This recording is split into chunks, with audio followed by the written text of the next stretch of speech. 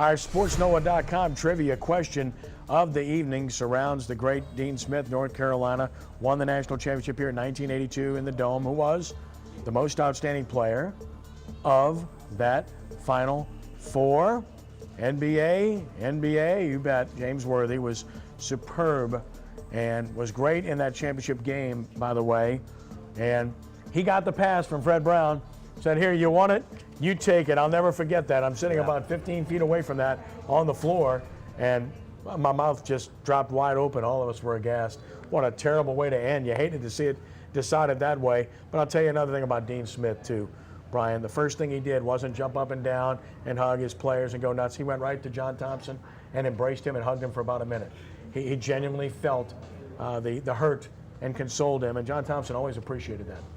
Absolutely, Kenny. I remember it like yesterday, like you. And to lose Dean Smith like we did, obviously, his legacy will last forever, obviously. And great loss, but he left so much behind for so many young coaches that are now in their prime and left a lot of lessons to be learned. It is time now for our hot seat segment, where we put Brian on the hot seat with a hot topic of the day. National Recruiting Signing Day was last week in football. What a huge day. And that was the culmination of a long, and I mean long, and drawn-out recruiting period. If you could change one thing about recruiting high school athletes for college, what would it be pertaining to football? Brian, the floor is yours. Thank you, Doctor, as always. And as I always do, I tend to ramble here on these segments. I'm going to give you two things that I think they need to change, then I'm going to give you my number one priority. The two things that they need to change will change, in fact, they're going to change to an early signing period in December. That has to be. The second thing is I think they need to change is the number of oral commitments that you can give. It's ridiculous. Kendall Bussey, for example, gave multiple, okay?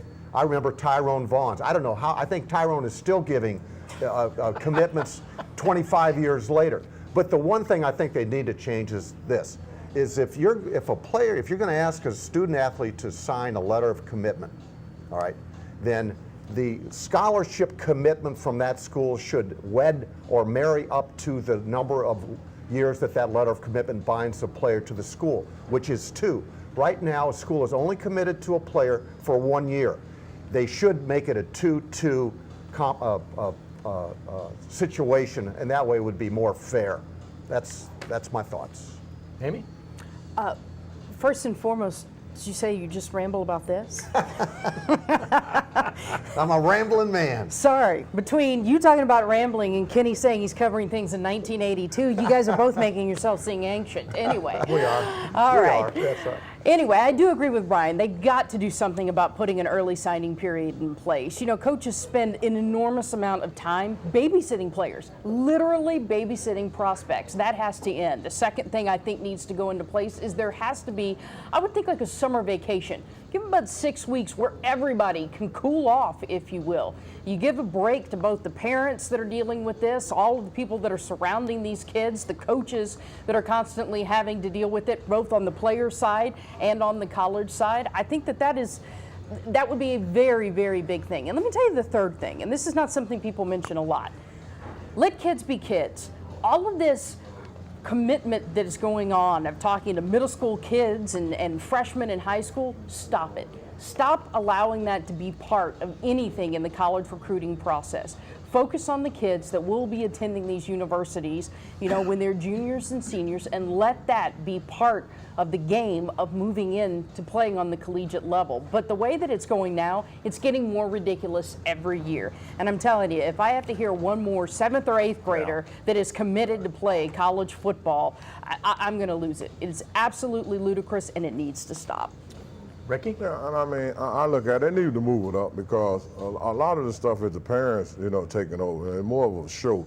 You know what I mean? Even like Snoop Dogg, they got a thing with his kid on as a show now. And going to college, you know, shouldn't be about a show. It should be about going there to get an education and play football. And that's the bottom line. And then another thing with the coaches moving, I think that if you come to my house and you get my kid and you promise that you're going to do this and do that with him, and then you leave, I think the kids should automatically be able to leave. So they got a lot of things that I think they should change. I mean, a lot of people say, well, he going up for the university. No, he going up because that coach that came and recruited him and I told him that he going to let him play and what he going to do for him. So that's my thing. You know, a guy coming up with the coaches, they don't come up with the university. You know, I agree with you, and Amy, I think you bring up a good point. However, if it's your child that's being recruited in the 7th grade, I think you'll be happy with that. But, you know, there should be a grace period where a student athlete, if he goes to follow a coach, that's wrong, first off, okay? You should go to the school because that is the school that you want to play for and attend and get your degree from. If you're following a coach, you're doing it, in my opinion, for all the wrong reasons. But if that indeed is the case and that coach would leave, there should be a grace period, I agree with you, Ricky, where you should have 30 days in which you could perhaps leave. These are all excellent points, and I think you've covered pretty much everything I would have covered. First and foremost, the early signing date, I think, is paramount to change and success ultimately in this process because of the enormous pressure that's put on the young men since we're talking football. We've seen many instances of kids changing their minds because the pressure never stops. You might announce in April that you're going somewhere, but they stay all over you from everywhere else anyway, and it stays that way for a while. I did a high school basketball game last Friday night, and of course, in that game, Foster Morrow, the tight end from Jesuit, who's a really good basketball player too, was playing. In his previous few games, he had struggled.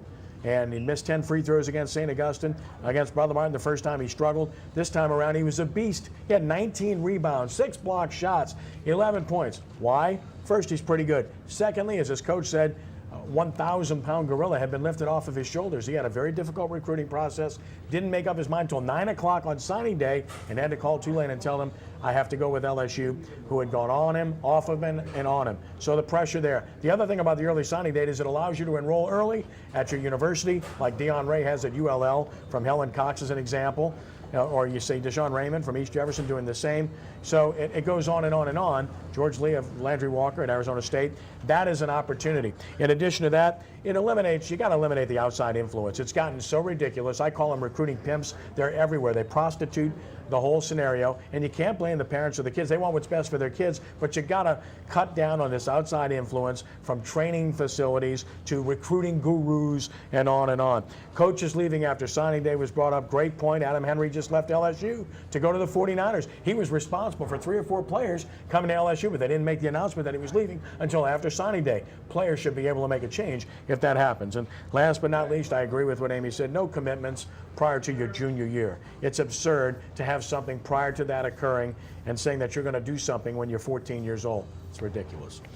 When we return in just a moment, we'll talk New Orleans Pelicans and Anthony Davis as Sports NOLA TV continues.